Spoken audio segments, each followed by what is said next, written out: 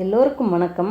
இந்த பதிவில் கவியரசு கண்ணதாசன் அவர்களோட ஒரு அருமையான கவிதை ஒன்று வாசிக்கலாம் வாங்க. கவியரசர் தான் பிறந்து வளர்ந்த செட்டிநாட்டில் மாமியார் மருமகள் சண்டை பற்றி ஒரு அருமையான கவிதை எழுதியிருக்கார். பொதுவாக கவிஞர்கள் எழுதுகிற கவிதையை வச்சு அவங்க காலத்தில் உள்ள நாட்டு நடப்பு, குடும்பம், அரசியல் அதெல்லாம் நம்ம தெரிஞ்சுக்க முடியும். கவிஞர் கண்ணதாசனோட இந்த கவிதையை படிக்கும்போது மாமியார் மருமகள் சண்டை மட்டுமில்ல, அந்த காலத்தில் செட்டிநாட்டின் குடும்ப வாழ்க்கை, திருமணம், சீர்வரிசை பற்றியெல்லாம் தெரிஞ்சுக்கலாம்.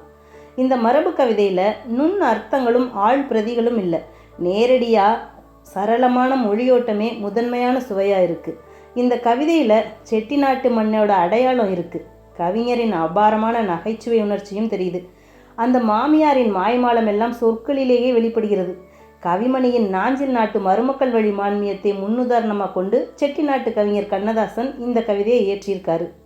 தம்பி மகளை தான் மகனுக்கு மனம் முடிக்காமல் தரகரோட பேச்சை கேட்டு நம்பி வேற இடத்துல இருந்து பெண் எடுக்கிறாரு ஒரு செட்டிநாட்டு ஆட்சி. வீட்டுக்கு வந்த மருமகளை பிடிக்காததுனால இந்த மாமியார் தன்னோட ஆதங்கத்தை சொல்கிற மாதிரி வருது இந்த கவிதை. வாங்க கவிதை என்னன்னு வாசிக்கலாம்.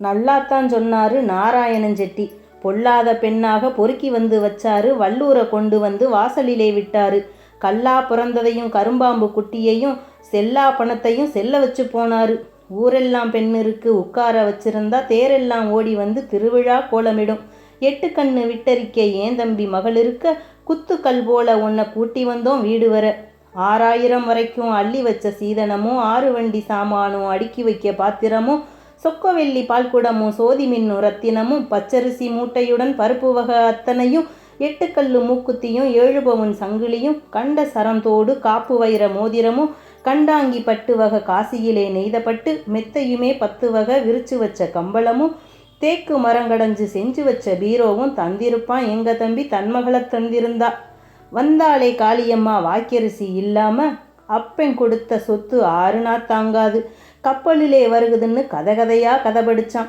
கண்ணா வளர்த்த புள்ள காலை சில படிக்க வச்சு மண்ணாலும் ராசா போல வளர்ந்ததடி என் வீட்டில், பெண்ணா இவ சனியே புத்தி கெட்டு போனேனே, தம்பி மக சமைச்சா சபையெல்லாம் வாசம் வரும், அள்ளி இலையிலிட்டா அடுக்கடுக்கா வெள்ளி வரும், உன்ன ஒரு கையெடுத்தா உள்நாக்கில் நீர்வடியும், கத்திரிக்காய் கூட்டு வச்சா கடவுளுக்கே பசி எடுக்கும், வெண்டக்காய் பச்சடியும் வெள்ளரிக்காய் தக்காளி கிண்டி விட்ட கீரைக்கும் கீழிறங்கும் தெய்வமெல்லாம், அப்படி சமைப்பாளே அள்ளி அள்ளி வைப்பாளே, அடுப்படிக்கு நான் போக அவசியமே இல்லாமல் உட்கார்ந்த பாய் வரைக்கும் ஓடி வந்து வைப்பாளே, இவளும் சமைச்சாலே எல்லாம் என் தலையெழுத்து, முருங்கையிலே கீரை முளையா முளைச்சதடி, விடிஞ்சா எந்திரிச்சா வேறுகாய் இல்லையடி, குப்பையிலே கீரை கொத்தாய் கிடைச்சதடி, அப்படியே இவை எடுத்து அகப்பையிலே கிண்டிவிட்டு சப்பாத்தி கல்லிய போல் தையல் இலை போட்டு வச்சாலே சாமி இந்த வலுசார தந்தானே, வந்த நாள் தொட்டு என் மகனை பிரிச்சு வச்சா எந்த நாள் பாவமோ இப்போ வந்து சுத்துதடி,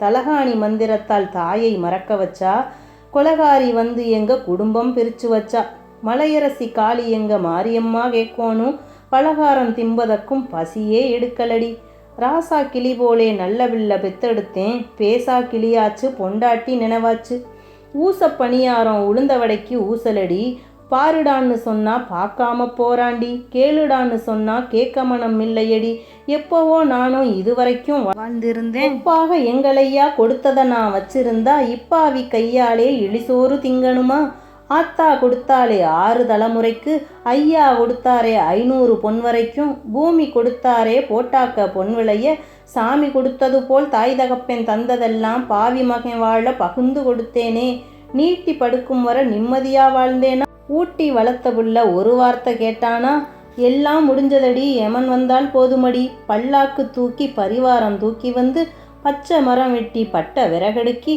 வச்ச பின்னும் மீண்டும் வாழ வர போறேனா, கொல்லி வச்சு தலைமாட்டில் குடமுடைக்க வந்த பிள்ளை பள்ளி வரை என்னை பார்த்து வச்சு காத்தானா, தேவி விசாலாச்சி தெம்மதுரை மீனாட்சி காவலுக்கு நீதான் கடைசி வரை வேணுமடி, ஒரு மகளை பெத்தேனோ உதவிக்கு வேணும்னு மருமகளை நம்பி நின்னேன் மகராசி பேயானா, நல்லாத்தன் சொன்னாரே நாராயணன் செட்டி.